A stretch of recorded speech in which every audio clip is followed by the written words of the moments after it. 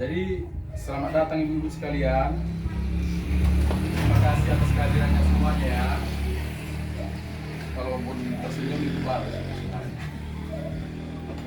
Kalau senyum itu apa namanya, walaupun tidak membuat lebih muda, pasti menahan waktu supaya tidak menjadi lebih tua.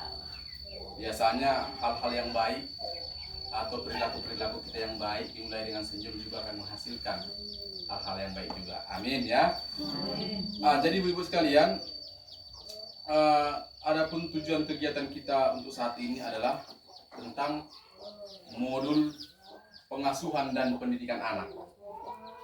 Ini penting, inilah fondasinya ibu-ibu sekalian. Karena apapun ceritanya, anak inilah yang menjadi penerus generasi nantinya. Mudah-mudahan anak-anak kita semua nantinya menjadi anak-anak yang pintar, cerdas, utamanya lagi salah satunya adalah beriman dan berilmu, juga patuh kepada orang-orang tuanya. Jadi di modul ini nanti ada 4 sesi ibu-ibu sekalian, yaitu menjadi orang tua yang lebih baik, memahami perilaku anak, kemudian membantu anak sukses di sekolah. Bagaimana kita nanti, cara kita sebagai orang tua, bagaimana caranya kita nanti membantu anak kita itu supaya dia nanti sukses di sekolah. Artinya menanyakan PR-nya bagaimana. Jadi apapun nanti tingkah laku dari perbuatan kita akan ditiru oleh anak kita, sehingga itu nanti bisa menjadi pemicu atau motivasinya supaya dia nanti sukses di sekolah. Kemudian yang keempat adalah upaya pencegahan kekerasan anak dan perilaku salah pada anak. Sering kita ibu-ibu sekalian, hal-hal yang kita anggap itu benar, namun sebenarnya salah. Seringkali itu kita anggap memang benar itu, ketika kita menyuruh seorang anak kita itu untuk belajar, itu benar. Tapi terkadang salah cara kita untuk menyampaikan kepada anak itu belajar. Ketika orang tua menyuruh anak itu belajar, itu pas, tapi mungkin saja caranya yang salah. Ya, contohnya dengan cara membentak, mengintimidasi, atau menyakiti fisik, mencubit mungkin, belajar kau gitu. Itu salah. Kalau perintahnya benar, tapi caranya yang salah. Jadi ibu sekalian, saya mau bertanya ini. Kenapa kita harus menjadi orang tua yang lebih baik? Ayo. Coba kelompok di sana dulu. Karena sebagai contoh untuk anak-anak. Ya, terima kasih Bu.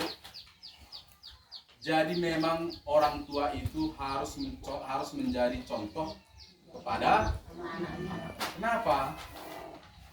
Karena memang kita yang lebih sering, kitalah lingkungannya, sehingga anak-anak itu mencontoh pada kitalah cerminnya. Kalau kita baik, biasanya anak itu juga, kalau baik di rumah tangga itu, di rumah, di luar pun dia akan menjadi baik juga. Kemudian apalagi kira-kira ibu-ibu sekalian? Apalagi kira-kira untuk menjadi, kenapa kita harus menjadi orang tua yang lebih baik? Lupa.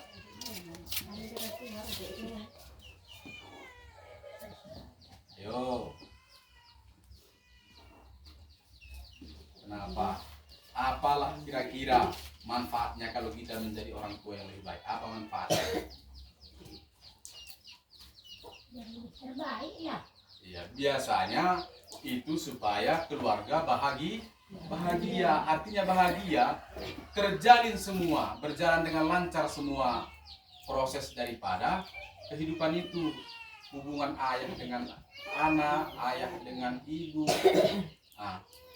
adik dengan kakak, dan kalau itu semua terjalin dengan baik sesuai dengan semestinya, makanya anak itu bergaul nanti juga di rumah, ya ditirunya seperti yang di rumah itu, yang baik-baik juga, sehingga nanti menghasilkan anak yang cerdas, anak yang baik, sopan, santun, kemudian anak yang berilmu, sudah pasti juga anak yang berakhlak dan beriman. Karena jika kita menjadi orang tua yang lebih baik, karena orang tua yang lebih baik itu akan menghasilkan dan membesarkan anak yang lebih hebat. Biasanya sama seperti kalau tumbuhan yang dipupuk dan diasuh, dirawat dengan baik juga akan menghasilkan buah yang manis, besar, banyak, lebat. Iya, betul ibu sekalian. Itulah dia ya, itulah filosofinya ya. Kemudian ibu-ibu sekalian, orang tua memiliki konsep diri yang positif. Jadi, cara untuk menjadi orang tua yang lebih baik itu adalah dengan mengintrospeksi diri, melihat hal-hal yang baik dalam diri kita masing-masing. Kemudian apakah baik seperti ini, apakah bagus seperti itu kadang-kadang kita harus memikirkan. Karena apapun ceritanya, anak itu adalah penyambung daripada kehidupan setelah kita. Mereka lah. Jadi harus kita pun sudah pastinya itu cita-cita kita bersama itu anak kita nanti sukses dia di dalam karirnya, sukses juga dia di dalam ibadahnya. Seperti itu ya ibu sekalian ya. Jadi saya mau minta dulu ada apa ini seperti ibu guru. Wah, ibu Brutu. Ya. Kalau ibu lah melihat ibu yang di sebelah, apa kira-kira hal-hal yang baik dari ibu?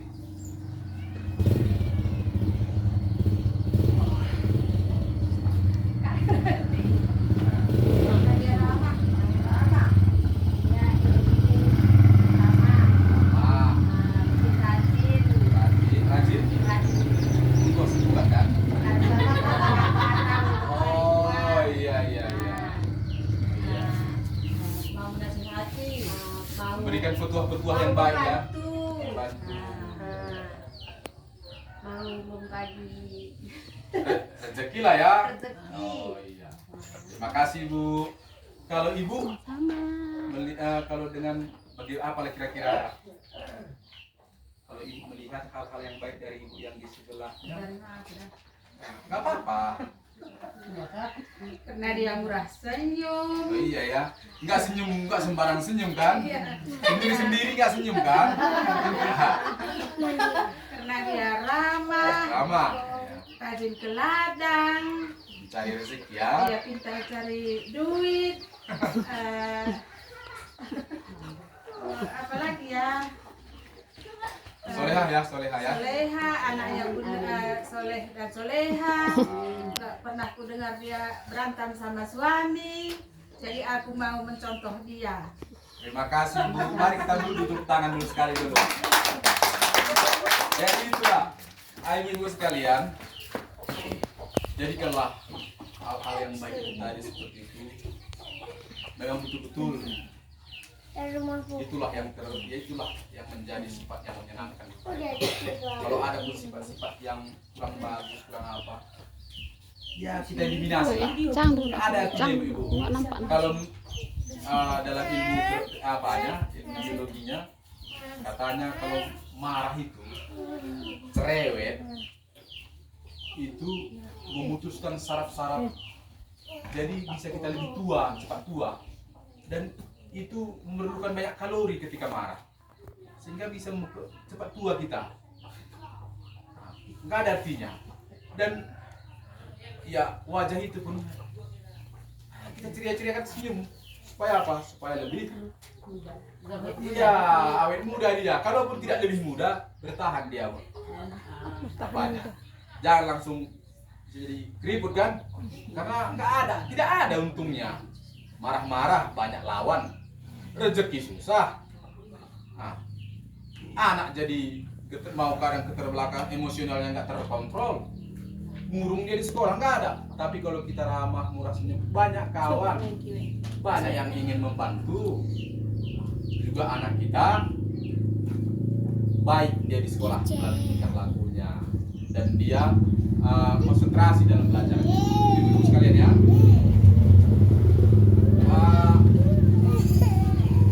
Ada coba dilihat dulu buku pintarnya tadi. Cara mengubah berpikir negatif menjadi berpikir positif. Ada kan ibu sekalian kan? Iya.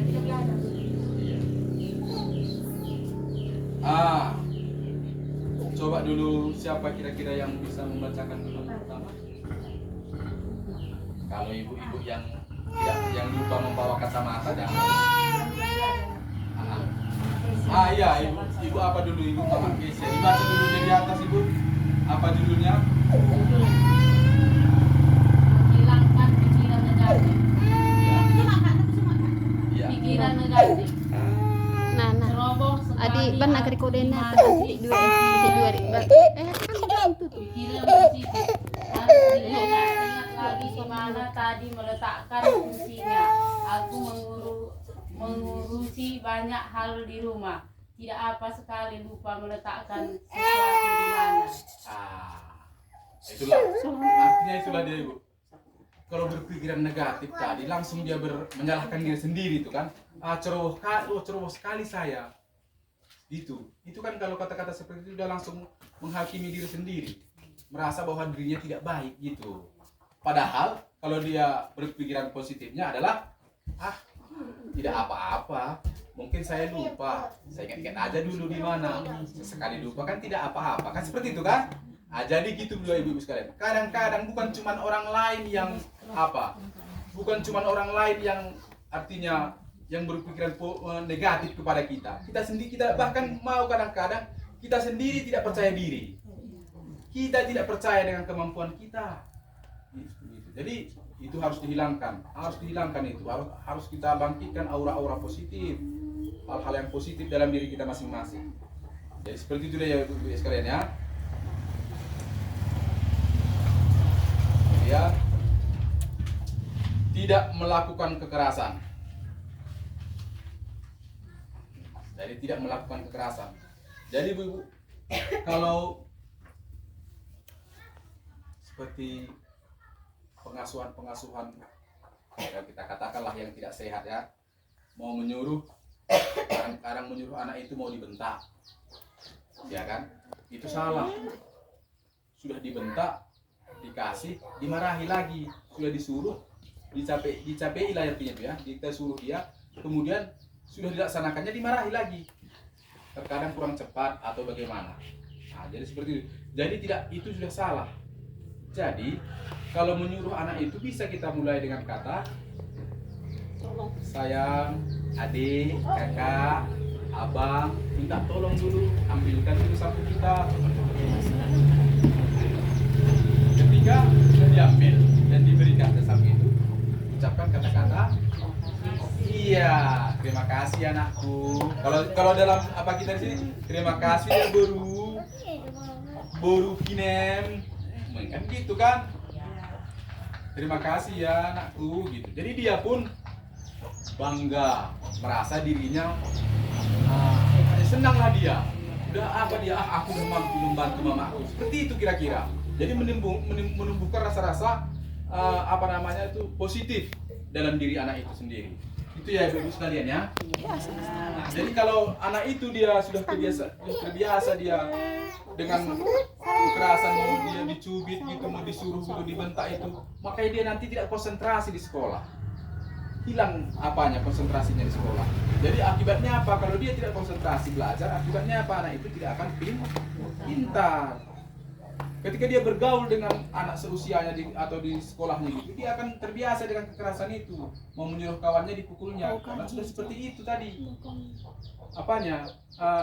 Pola asuhnya di rumah. Jadi tidak boleh seperti itu ibu sekalian ya. Sepakat kita kan?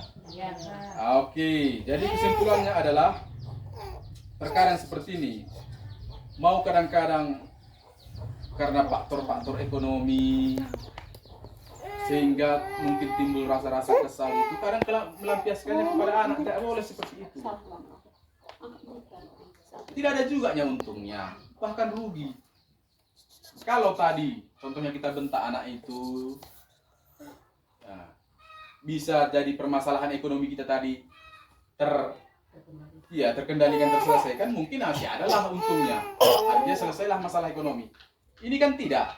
Tetapnya utang kian tadi 20.000, tetapnya utang 20.000 walaupun kita bentak-bentak anak itu. Tadi tidak, padahal anak itu sendiri sudah mentalnya sudah rusak, secara emosional. Dia sudah rusak. Dia tidak boleh seperti itu kan. Dia tidak boleh seperti itu kira-kira ya. Jadi orang tua perlu juga menyadari bahwa semua hal yang dilakukan sebagai orang tua akan mempengaruhi anaknya. Artinya orang tua itulah cermin daripada anaknya. Dan anaknya itulah yang menjadi yang hasil daripada tingkah laku orang tua. Artinya jika anak itu baik di lingkungan sekolah dan pintar dia, orang sering juga itu dicapnya bahwasanya berarti ini bagus nih orang tuanya ini. Gitu. Jadi itulah yang menjadi gambaran, anak itu juga lah yang menjadi gambaran keluarga kita di luar. Seperti itu dia ya. Oke.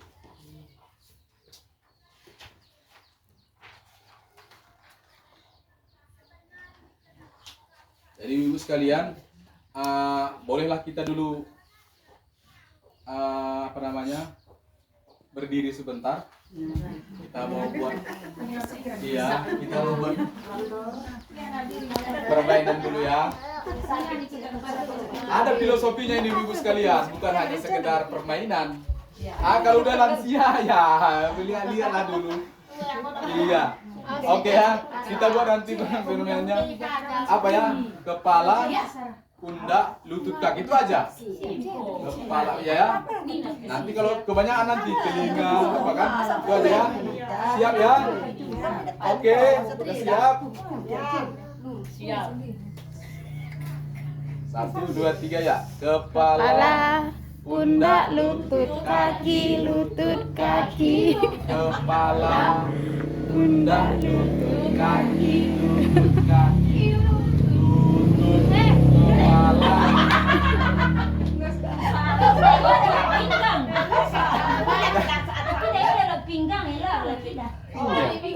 Kita ulangi.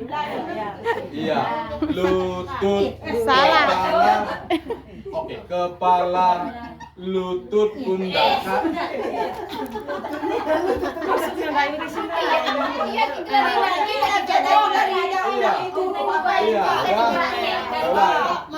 Kepala, kaki, pundak, lutut, pundak, lutut, kepala, pundak, lutut, kaki, lutut, kaki. Oke, terima kasih. Iya. Terima kasih dulu sekalian. Terima kasih. Silakan duduk kembali. Ya. Sudah bisa sih. Jadi, ibu-ibu sekalian, itu filosofi yang bisa kita ambil dari situ, atau intisarinya adalah anak itu akan lebih mencontoh tingkah laku atau perbuatan daripada perkataan.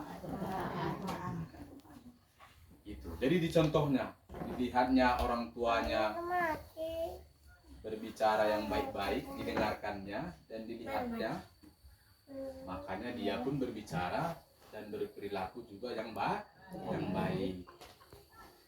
Begitu dia. Jadi kita buat salah satu contoh seperti, anakku jangan pernah berbohong ya. Saya bilang, ya, kata anaknya. Tiba suatu saat ada itu, atau kita bilanglah tetangga atau saudara lah yang mau meminjam, mungkin karena belum sempat ke pekan atau ke warung mau beli beras. Kita ada beras. Nah, kemudian dia, Bu, pinjam dulu berasnya, nanti saya ganti, katanya.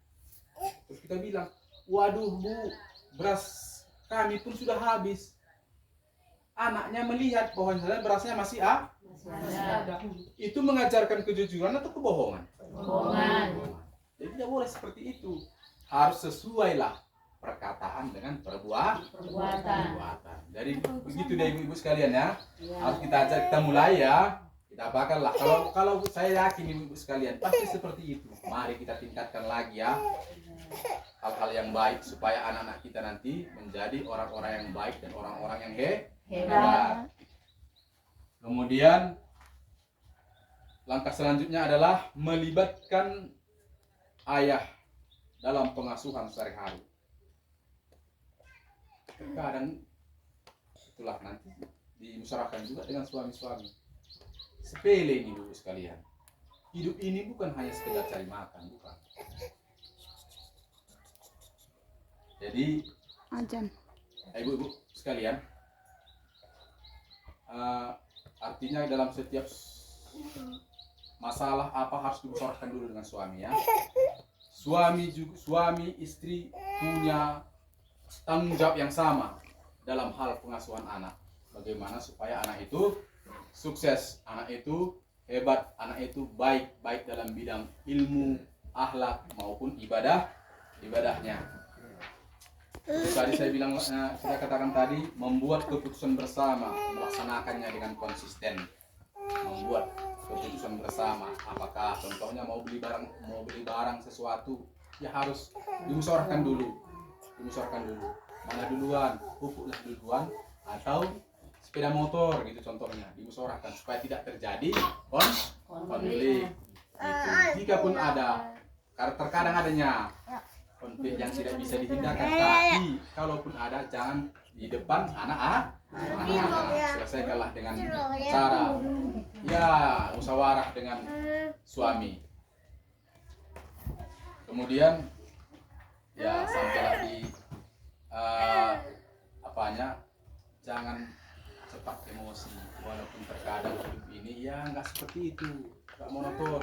Terkadang ada kalanya kita ya panceklik gitulah ya, belum gajian mungkin, atau hasilnya berkurang daripada tahun yang kemarin hasil buminya, sehingga muncul dalam terkadang mulai emosi. Memang terkait dengan materi ekonomi ini, itu yang paling sering membuat ya cekcok apa gitu ya. Ya sering juga itu. Terkadang tidak sadar kita bahwasanya kita sudah memberikan contoh yang tidak baik kepada anak. Jadi cobalah untuk menenangkan diri dan tidak terpancing emosi dengan cara menarik nafas panjang, kepala-kepala mencuri, ya kan? Berhitung dalam hati, hitung. Jadi kemudian ya seperti yang kita seringlah melihat ke atas dan sering melihat ke bawah. Itulah membuat kita lebih sering bersyukur gitu. Dan melihat ke atas memotivasi kita untuk menjadi yang lebih baik. Baru berdoa, minum segelas air dan tetap tersenyum. Inilah cara-cara berbagai macam cara untuk menenangkan diri, supaya tidak cepat emosi. Kalau ibu lah, kalau emosi, ibu buru padang, buru pancingnya, buru padang, ya. Kalau lagi emosi, bagaimana cara ibu untuk menenangkan dirinya? Biasanya ada kadang-kadang berdoa. Tarik nafas. Bagaimana cara ibu kalau lagi emosi itu menenangkannya bagaimana? Tarik nafas dalam-dalam.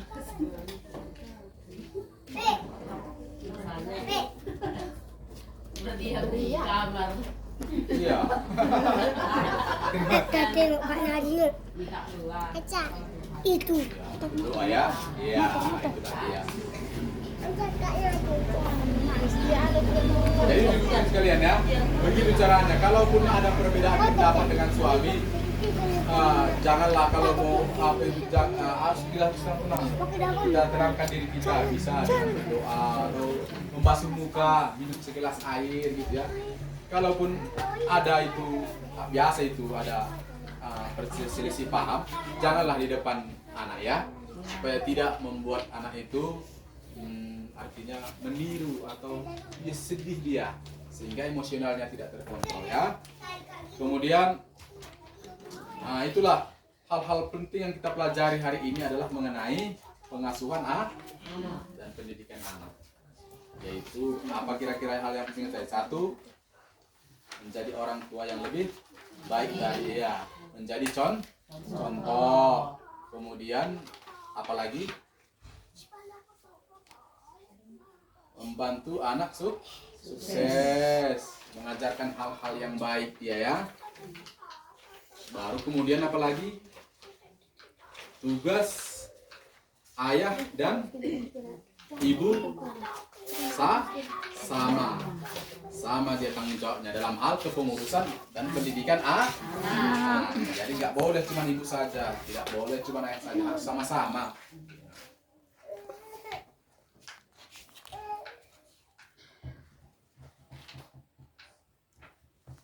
Jadi ibu sekalian, terima kasih saya ucapkan untuk kehadirannya saat ini, dan ini nanti di pertemuan berikutnya akan kita flashback kembali, kita refresh kembali supaya kita menjadi ya orang tua yang lebih baik lagi ke depannya, dan anak-anak kita menjadi anak-anak yang hebat, anak-anak yang berilmu dan beriman. Terima kasih saya ucapkan. Terima kasih ibu-ibu sekalian ya. Yang hitam